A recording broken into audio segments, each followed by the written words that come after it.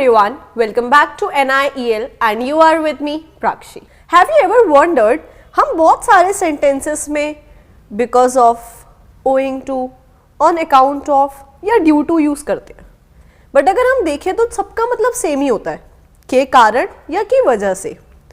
I am angry or I am upset because of you. I am upset due to you. तो ठीक है, हम use कर सकते हैं.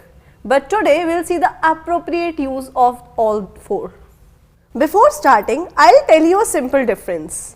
Due to कभी भी किसी सेंटेंस की स्टार्टिंग में नहीं आता, बल्कि हमेशा is MR या किसी etc. like was were इन सब के बाद आता है.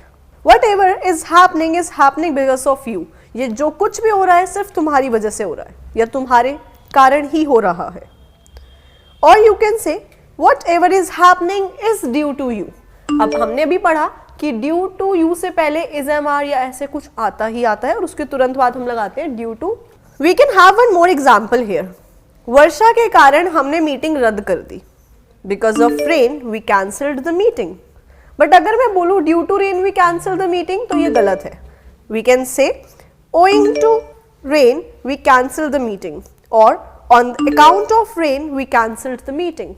उसने पैसे की कमी के कारण खेलों में हिस्सा नहीं लिया. He did not take part in sports due to the shortage of money. ये गलत होगा बिकॉज अभी हमने पढ़ा है कि is am are के तुरंत बाद हम due to लगाते हैं, बट यहाँ पे कुछ is am are नहीं था तो हमने ये गलत माना. और we can say he did not take part in sports because of shortage of money. He did not take part in sports owing to the shortage of money. or he did not take part in sports on account of shortage of money. All three are correct here. इसे और clearly समझते हैं. कार्यक्रम वर्षा के कारण रद्द हो गया. The program was cancelled due to rain. Now this is wrong. Due to rain, the program was cancelled.